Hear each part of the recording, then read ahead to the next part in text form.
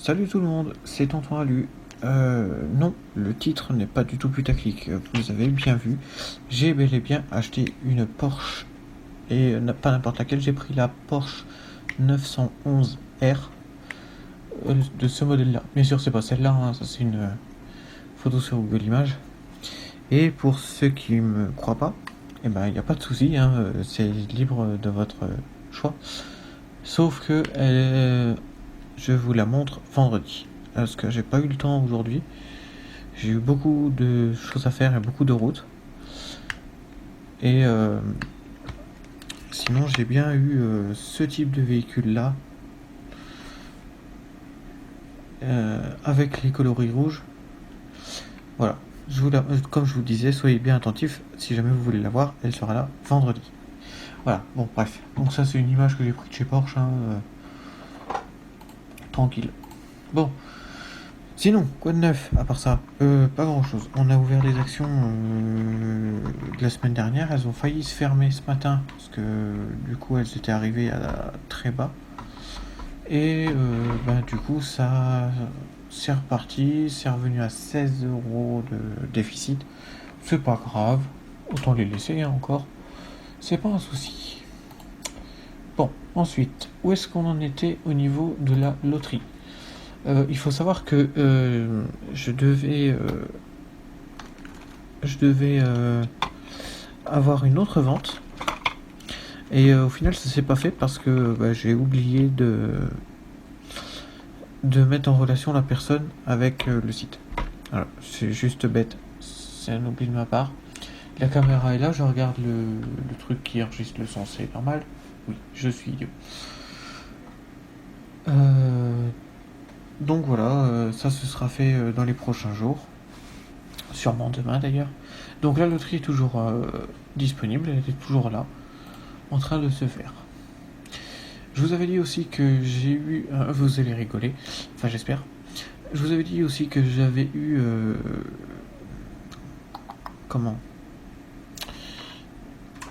que j'avais mis en vente des pièces automobiles. Et j'ai eu une offre sur un compteur de Peugeot 106. Une pièce qui vaut à peu près dans les 50-60 € en occasion. Moi je l'ai mis à 40. Et j'ai eu une offre tout à l'heure dans l'après-midi là à 12 €. Alors vous allez vous dire, ouah, 12 € le mec il abuse. Alors oui, c'est vrai, vous avez raison, c'est abusé. Mais globalement, je vais vous dire une chose, si j'ai mis aux enchères, c'est que je m'en fous. Elle part à 12 €, elle part à 12 €, c'est parti, c'est ciao. On n'en parle plus, c'est... Ah, c'est fait exprès, hein, de toute façon, si jamais ça intéresse les gens, c'est en vente sur le site eBay. Voilà, c'est en vente, toutes les pièces sont ici aussi. Répondre à l'offre. Je m'en fous de toute façon, regardez, vous voyez, je vous mens pas, hein, le truc il a vraiment été fait, 12 €. Mais c'est en achat immédiat, non?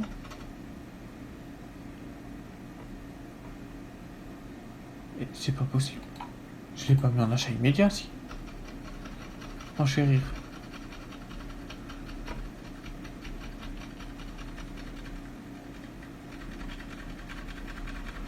« 10,50 €, zéro enchère. Vérifier l'offre. J'ai pas mis 10,50 €. Je suis quand même pas si con. Ah, non, je l'avais bien mis. Donc voilà, moi je m'en fiche. Vous voyez, c'est un compteur qui est relativement bon. Hein, voilà, je vends pas des choses qui sont des daubes ambulantes. Il affiche 162 297 km au compteur. Le contour fonctionne, l'horloge fonctionne, pas le contour, le compteur de vitesse fonctionne. L'aiguille au-dessus fonctionne aussi. Toutes les pièces d'ailleurs qu'on vend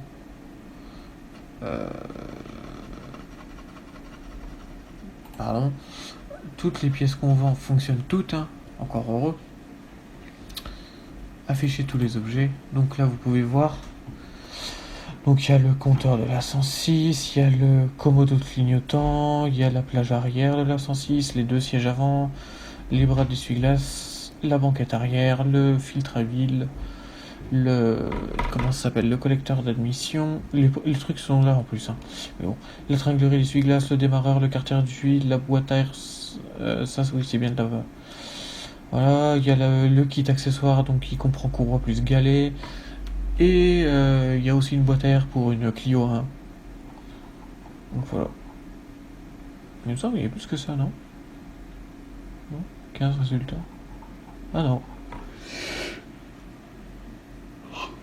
Excusez-moi, je suis fatigué.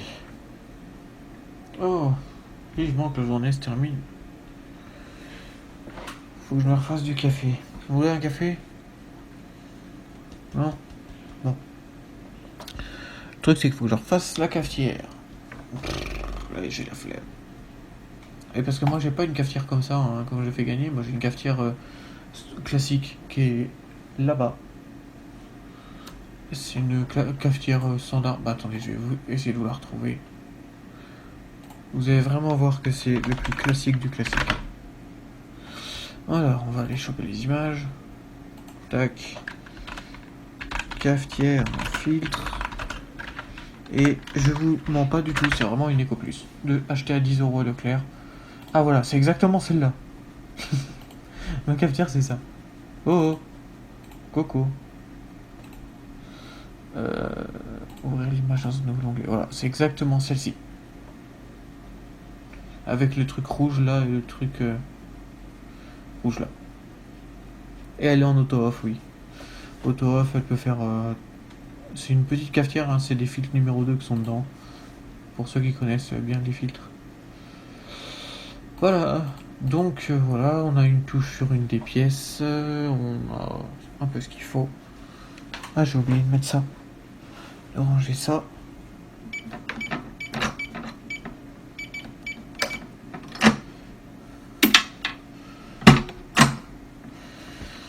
Voilà. Bon, donc ça c'est mis au coffre.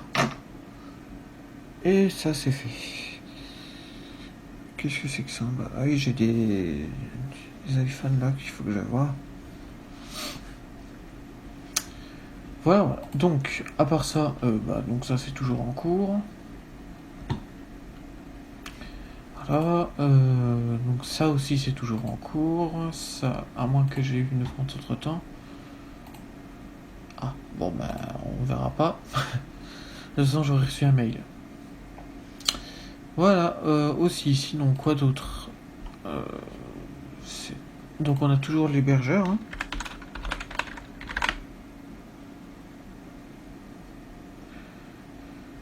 D'accord, c'est rapide. Donc on a toujours l'hébergeur qui est là. Et c'est tout. Voilà. Donc comme je vous disais, au titre, j'ai bel et bien acheté une Porsche 911R. Un bolide, pour ceux qui se demandent, c'est un bolide de 550 chevaux, la moteur 6 cylindres à sa sortie de la voiture. Et comme je vous disais, je vous montre ça vendredi. Voilà. Voilà. Et comme... Ah oui, je vous disais aussi dans la dernière vidéo qu'il fallait aussi que je démonte la boîte de vitesse de ma voiture. Parce que j'ai un problème et j'ai eu la confirmation de tout à l'heure parce que j'ai pas démonté la boîte mais j'ai eu un petit souci avec. C'est bel et bien un problème de pignon parce que en gros quand je passe la première, ça va, ça fait que sur celle-là, donc je m'en fous un peu. Quand je passe la première, disons que ça se synchronise bien, donc la synchro fonctionne, il n'y a pas de problème.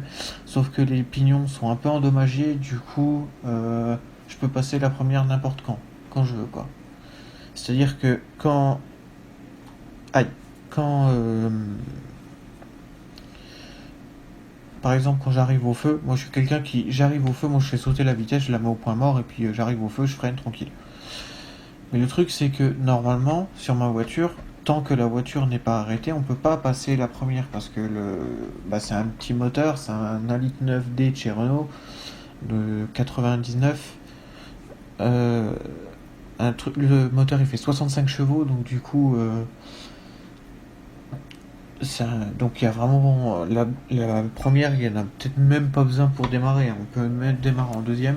J'ai réussi une fois à démarrer en troisième. Bon, faut pousser un peu, mais faut vraiment accélérer fort, mais c'est possible. Je l'ai fait. Ne le faites pas, hein. C'est pas bon quand même. Moi je le fais parce que je sais ce que je fais derrière. Mais le faites pas, hein. Allez pas prendre la voiture de votre père ou de votre mère pour aller faire essayer. Ah tiens, oh t'es la raison, on veut démarrer en troisième. Je suis pas sûr, hein. Je suis pas responsable si vous les cassez. Combien de gens vont essayer? Ah ça va s'il y a pas beaucoup qui voient la vidéo. Ah s'il vous plaît, je vous en prie, ne le faites pas. J'ai pas envie qu'on me tombe sur le dos. Ouais, espèce de malotru. Je ne veux, je. Oh zut, tu dois me racheter une voiture maintenant. Non, non. Donc globalement, comme je disais, ne le faites pas. Ça peut être dangereux si c'est pas contrôlé. Moi je le fais parce que j'ai de l'expérience là-dedans. Comme je vous disais dans la dernière vidéo, je suis diplômé en méca auto, donc du coup je sais ce que je fais. C'est pas quelque chose que je voulais faire, pas que je voulais faire, c'est pas quelque chose qu'il faut faire parce que c'est dangereux pour la voiture. Euh, mais juste moi je l'ai fait parce que je voulais voir si elle pouvait et elle peut. Voilà. Non, je le sais. Ça sert à rien, mais je le sais. Maintenant vous me donnerez l'utilité. Il n'y en a pas. Mais comme je vous disais, pour en revenir à ce détail-là, c'est que du coup, normalement, vu que c'est un petit moteur, je peux pas repasser la première. Si elle est au-dessus de 10 km/h à peu près, ça bloque. Justement parce qu'il y a pas le sélecteur, ça c'est sur une boîte auto. Il y a le. Comment ça s'appelle? Bah, si les pignons sont bons, de toute façon, ça rentrera pas. Parce que ça va à trop grosse vitesse. Enfin, techniquement, si vous forcez comme un gogol, ça rentre après. Mais vous cassez tout. Mais du coup, le fait que moi mon pignon il est complètement pas mort, mais il est quand même fortement endommagé, ça fait que du coup je peux rentrer de la première même quand je suis à 30 à l'heure. Ou même, bon par contre au-delà non, parce qu'il y a quand même certaines parties du pignon qui sont encore fonctionnelles. Heureusement, sinon je devrais démarrer en deuxième. Du coup ça fait que la voiture force plus. Parce que du coup, il y a certains moments, la première décroche. Alors, heureusement qu'on s'en sert pas beaucoup. Et donc du coup, je peux vous assurer que là, je passe très vite la seconde. Hein, Et auquel cas, pour ceux qui se demandent pourquoi je ne change pas tout simplement, parce que c'est compliqué. Hein, rien que déposer la boîte, il y en a déjà pour 8 heures de taf à peu près. Plus après, faut démonter la boîte, faut enlever l'arbre primaire, l'arbre secondaire, faut enlever toutes les synchros, faut refaire tous les joints speed boîte, faut changer l'embrayage, faut refaire une vidange de boîte. Oh, c'est vraiment l'horrible. Et pourquoi faut enlever l'arbre primaire et secondaire? Parce que les synchros sont dessus. Voilà. Et qu'est-ce que c'est des arbres? Grossièrement, c'est deux grosses barres qui sont là pour tenir tous les pignons de la boîte, de la première à la cinquième si jamais vous avez une boîte 5. Et le pignon de la marche arrière avec les synchros qui permettent de faire la jonction entre les deux. Voilà, globalement c'est simple. Désolé, je ne vois pas comment faire plus simple si jamais.